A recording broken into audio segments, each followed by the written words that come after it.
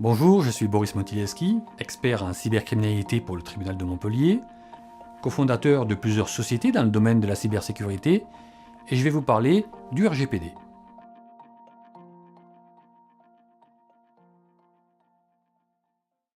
Alors le RGPD, c'est un règlement européen qui a été adopté par le Parlement européen le 14 avril 2016.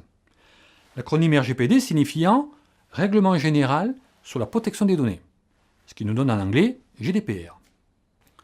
Le RGPD est donc le nouveau règlement qui concerne tous les traitements de données à caractère personnel. Ces traitements sont actuellement soumis à un régime juridique issu de la directive européenne de 1995 et de la loi informatique et liberté de 1978, modifiée en 2004. Après son adoption par le Parlement européen, le RGPD est entré en vigueur le 24 mai 2016 et il sera applicable dès le 25 mai 2018. À cette date, il abrogera la directive européenne de 1995. Le RGPD va profondément modifier le régime actuel qui est basé essentiellement sur des déclarations et des autorisations. Avec le RGPD, ces formalités vont disparaître et seront remplacées par une obligation de protéger les données et de démontrer le respect des exigences réglementaires. Alors concrètement, le RGPD, c'est un texte juridique d'une centaine de pages qui comprend 11 chapitres, 99 articles, ces 99 articles étant précédés de 173 considérants qui vont permettre de clarifier bon nombre de sujets. Alors quels sont les points clés du règlement? Tout d'abord, un champ d'application étendu. Le RGPD concerne toutes les entreprises, toutes les administrations, toutes les associations, que ces organismes soient en Europe ou pas d'ailleurs, dès lors qu'elles traitent des données à caractère personnel de citoyens européens. Secondo, un renforcement des droits pour les personnes concernées. Il va rajouter des règles beaucoup plus strictes, par exemple pour le consentement. Il va renforcer bon nombre de droits existants. Il va créer de nouveaux droits, comme par exemple le droit à la portabilité des données. Le RGPD impose une nouvelle approche de la sécurité des traitements basée sur les risques, avec entre autres l'obligation d'effectuer, dans certains cas, une analyse d'impact, une PIA, dans le jargon anglo-saxon qui signifie Privacy Impact Assessment. Le RGPD impose également de nouvelles responsabilités pour les organismes, qu'ils soient sous-traitants ou responsables de traitement. Obligation de respecter le règlement et de le démontrer.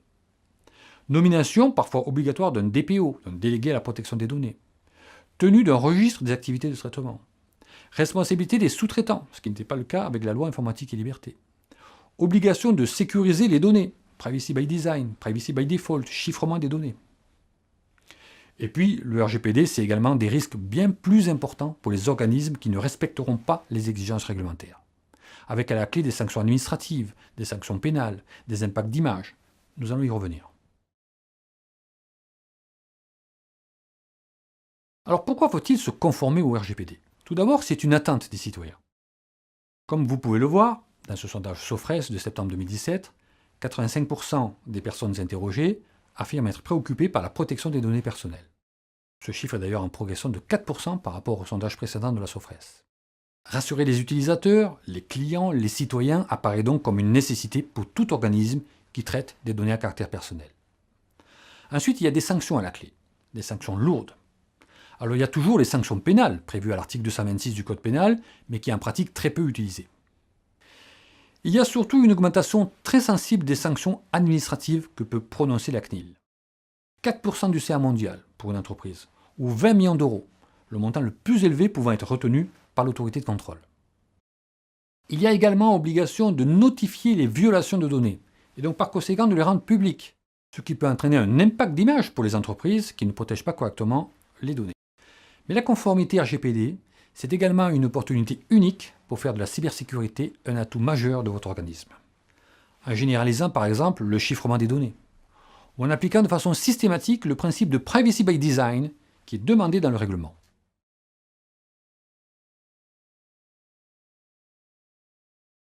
Alors concrètement, pour toute entreprise, la conformité au RGPD dépend essentiellement de deux facteurs.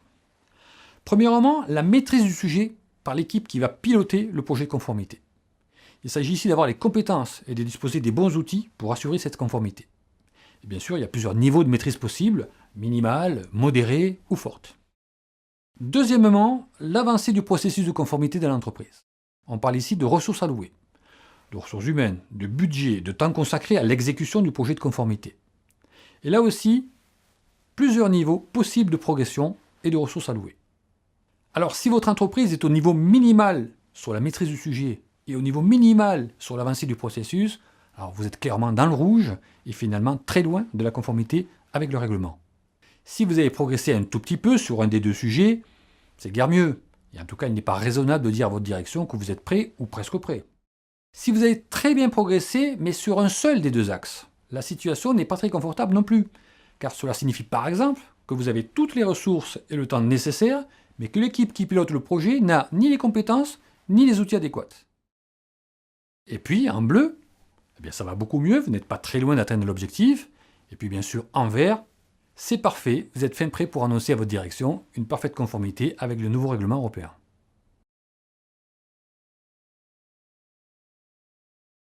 Alors pour savoir où vous en êtes sur l'axe des abscisses, l'axe horizontal qui va traduire les connaissances à avoir, nous avons développé un questionnaire de connaissances sous le RGPD.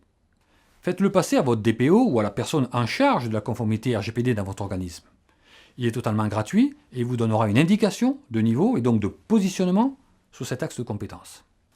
Alors, si vous souhaitez affûter vos compétences RGPD, nous avons une formation complète en e-learning à vous proposer. Elle se décompose en 5 modules. 1. Les fondamentaux du règlement. 2. Le DPO. 3. L'analyse d'impact. 4. Le processus conformité. Et 5. La conformité dans le cloud. Et puis, elle comprend les outils nécessaires à l'exécution de votre programme de conformité avec notre pack conformité RGPD. Avec cette offre assez unique et exclusive sur le marché, vous disposerez de toutes les compétences juridiques et techniques sous le RGPD. Avec le référencement Datadoc, vous aurez la possibilité de faire financer cette formation par un organisme paritaire de type OPCA. Avec notre pack de conformité, vous disposerez d'une vingtaine d'outils destinés à gérer la conformité RGPD. Checklist, questionnaire, évaluation des risques, etc., etc.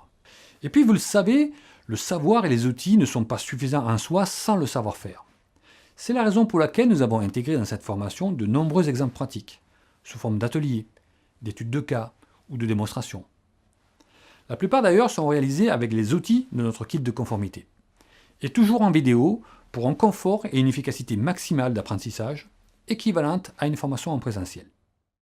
Voilà, je vous laisse avec le lien pour avoir plus d'informations sur cette formation et pour vous inscrire. Je vous remercie de votre attention et j'espère vous retrouver prochainement dans le forum de discussion de cette formation en e-learning consacrée au RGPD.